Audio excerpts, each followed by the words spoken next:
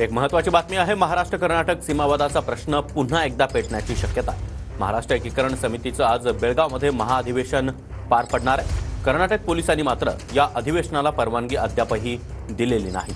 दरम्यान महाराष्ट्र एकीकरण समिती अधिवेशन घेण्यावर ठाम आहे। बेळगावच्या वॅक्सिन डेपो मैदानावर पोलिसांनी बंदोबस्त वाढवला। आज बेळगावमध्ये संचारबंदीचे आदेश देखील लागू करण्यात आले।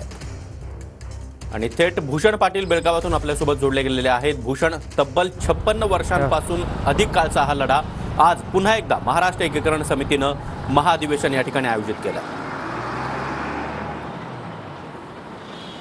नक्कीच 56 वर्षानंतर देखील हा लढा तितकाच तापणार असे चिन्ह आहेत ती निर्माण झालेले आहेत। आपण बघू शकतो धर्मवीर संभाजी महाराज चौकामध्ये कशा पद्धतीचा पोलीस बंदोबस्त आहे तो कर्नाटक पोलिसांकडून तैनात करण्यात आला आहे। जवळपास 100 ते 150 पोलीस त्याचबरोबर वरिष्ठ पोलीस अधिकारी देखील आपल्याला या ठिकाणी पाहायला मिळत आहेत। खरं तर आज जो काही महामेळावा महाराष्ट्र एकीकरण समितीकडून घेण्यात येणार होता वॅक्सिन डेपो मैदानावर, मात्र या सगळ्या महामेळाव्याला तर परवानगी नाकारलीच, मात्र वॅक्सिन डेपो मैदान परिसरामध्ये संपूर्णतः संचारबंदी आज दिवसभरासाठी लागू करण्यात आलेली आहे। आणि त्यामुळेच ह्या सगळ्या महाराष्ट्र एकीकरण समितीनं धर्मवीर संभाजी महाराज चौकामध्ये आम्ही एकत्र जमू आणि कर्नाटक सरकारचा निषेध करू अशा पद्धतीचा इशारा आहे तो दिलेला होता। आणि या इशाऱ्यानंतर आपण बघतोय कर्नाटक पोलिसांनी या संभाजी महाराज चौकामध्ये देखील महाराष्ट्र एकीकरण समिती किंवा मराठी भाषिक एकत्र येणार नाहीत याची खबरदारी घेतल्याचं कुठेतरी पाहायला मिळते। आपण बघतोय एक प्रकारची ही दडपशाहीच म्हणावी लागेल। किती मोठ्या प्रमाणात या ठिकाणी पोलीस बंदोबस्त आहे हे देखील आपण बघू शकतो। खरं तर महाराष्ट्रातील उदय सामंत आहेत हे देखील या ठिकाणी येण्याची शक्यता आहे, मात्र तसा अधिकृत निरोप अद्याप